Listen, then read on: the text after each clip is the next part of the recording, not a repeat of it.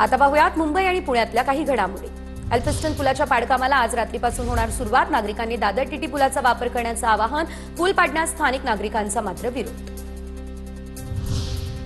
Urban मार्गावर 14.5 तासांचा mega block. Wadala road ते मानखुर्द दरम्यान शनिवारी रात्री 11 ते रविवारी दुपारी 1:30 वाजेपर्यंत लोकल सेवा बंद।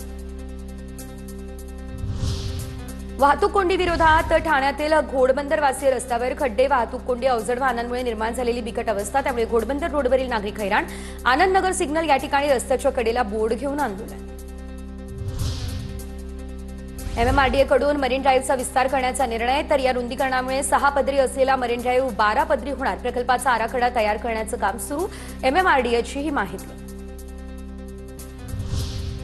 नवी मुंबईमधील 791 घरांच्या चौकशीसाठी SITची स्थापना। याशिवाय संबंधित 11 विकासकांच्या प्रकल्पांना भूगवटा प्रमाणपत्र न देण्याचे निर्देश।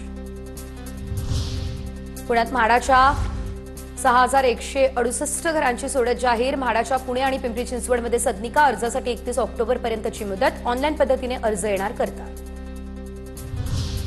पुणे महापालिकेच्या उत्पन्न वाढीला ब्रेक लागल्याने आयुक्तांच्या प्रशासनाला सूचना। निधीअभावी मूलभूत सुविधा देण्यावर मर्यादा। अंदाजपत्रक 12,000 कोटींचे, मात्र उत्पन्न अवघे 8,000 कोटी।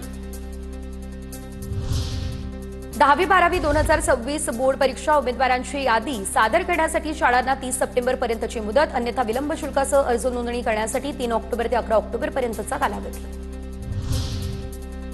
मुंबई उपनगरामध्ये आता NA कर लागणार नाही। तर महसूल मंत्री चंद्रशेखर बावनकुळे यांच्याकडून करमाफीचा हा निर्णय। मुंबई उपनगर पालकमंत्री आशिष शेलार यांची माहिती।